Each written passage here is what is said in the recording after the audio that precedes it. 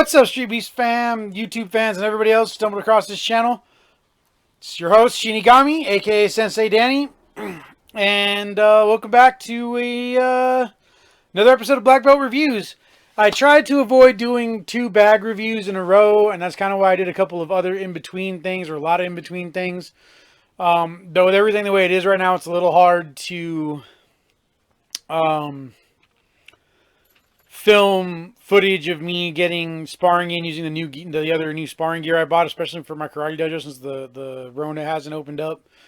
And that I wanted to use that during some point sparring sessions in class, so that it's a more realistic assessment of how it works. And like the guys that I do jiu-jitsu with and MMA with don't understand how to point spar. They don't know how to point spar. They've never trained to point spar in their life. So today we'll be reviewing another gear bag that I bought last year and actually wanted to review last year, but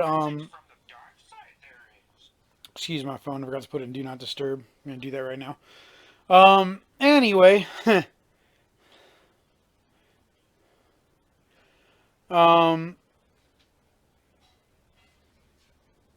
it's a Fuji Gear Bag. It's something I had to replace my old Datsusara bag when it was just worn out because I overstuffed it too many times, just shoving it between the back seat instead of being able to open the trunk and all that. So without any further ado, I will see you outside.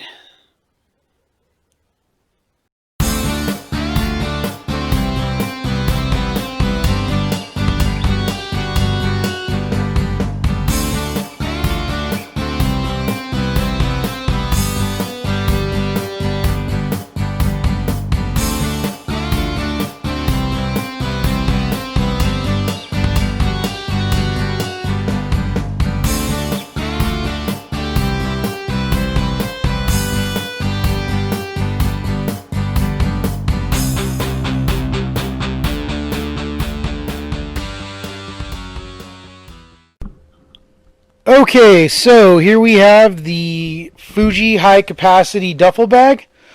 I ordered this on eBay.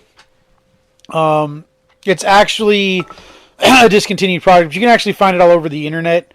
As you can see, this is the all black one. You can actually get them for probably half what they cost full price. Even at the time, Fuji had them on sale directly from their website for half off, because they were on clearance. But I bought it on eBay because I wanted to get the black and red color. So I paid full price for it. And due to the lack of professionalism of the seller, who neglected to keep up-to-date inventory at the end of the day, I ended up getting the all-black one because that's what he had left. Apparently he owns a gym, and he actually has a pro shop in the gym, and somebody else who lived closer, like driving distance, saw that he had the black and red one. They wanted the black and red one. It's actually the most popular color scheme. Obviously, it's my color scheme.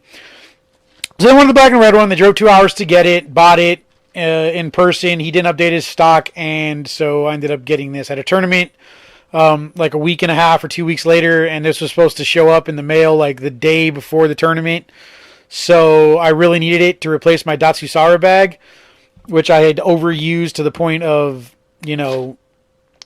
having some kind of big rips in it, overstuffing it for tournaments, and not being able to open the trunk of my car. I would shove it between the 2 front seats to push it to the back for quite a while when I got my Honda. So, yeah, as you can see, I wasn't happy about it. It's also not as high of a capacity bag as I expected it to be for being called a high capacity bag. It's nowhere near even the same size as a mid-sized Datsusara, which is another bag I'll review in the future. But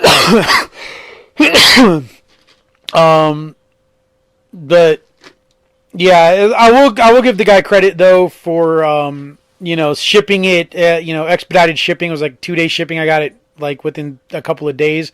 I mean, I went back and forth with them over it. I was very unhappy, and yeah, let's just get into the bag. So yeah, as you can see, this is actually got my karate gear in it. Things that I use for teaching class, or using my karate class, or use in my karate class. These are some WKF style shin and instep pads. Got some karate style WKF gloves. I got them because they are more durable than the foam dip stuff you normally see at tournaments and in classes, and I just felt like it was a better investment because they'd hold up longer.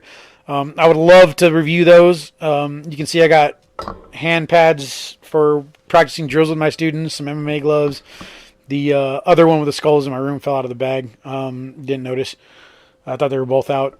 So as you can see, this is the main compartment, and it's not that big.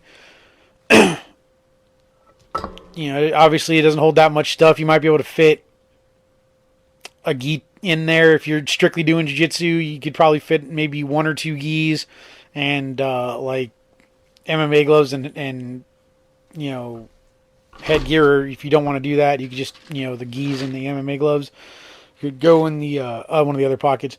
Now, as you can see here, it's got this other feature that's supposed to be for your sweaty used stuff, like your gis and your rash guards and everything, but it takes up like a third of the main compartment. So, if you wanted it because it was high capacity, that definitely eats into it. And you can see there's like a mesh pocket on the top that I didn't quite get on camera here. There's this pocket in the front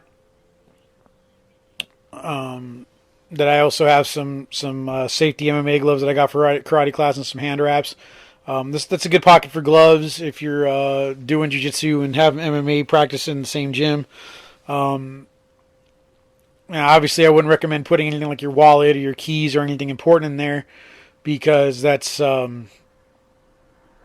just not smart. There's also that inside pocket. So there's the mesh pocket on the inside of the lid.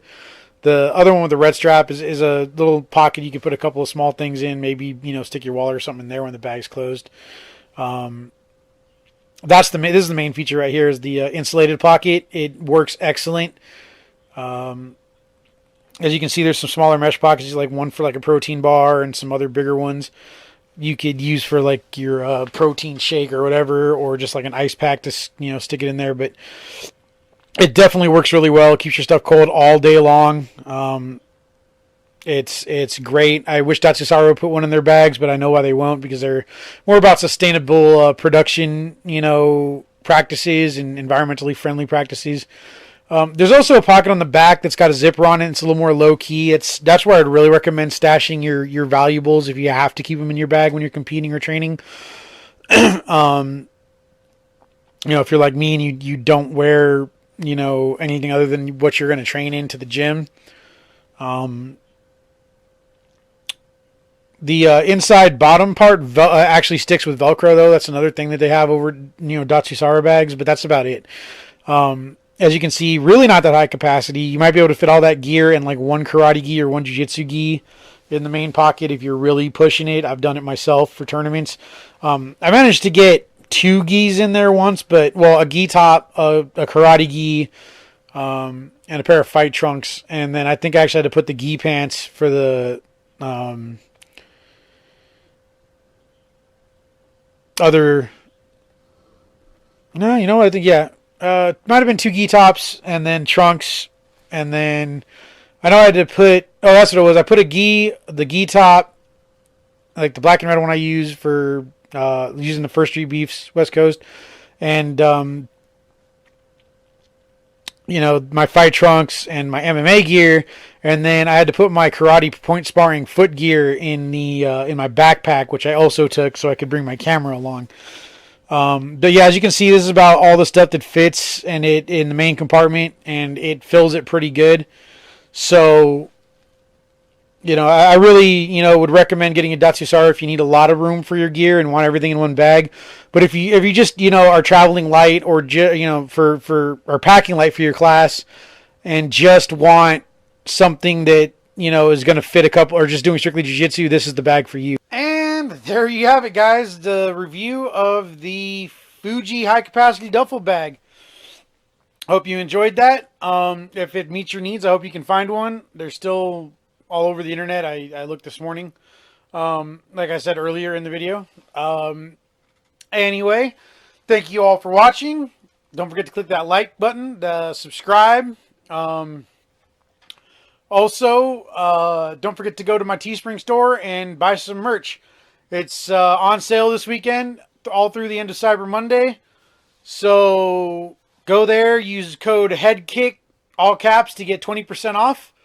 Also, don't forget to subscribe to Heart in the Fights channel and check out the merch I have, or that they have with my face on it there. We collabed on some stuff too. Have a new official logo, as you saw earlier in the video. Just want to give another shout out to Massacre Cult and Angry McLean for designing and digitally producing that logo for me. That is my new opening card. And yeah, that's pretty much it. Don't forget to follow my Twitter and my Instagram. And Shinigami out.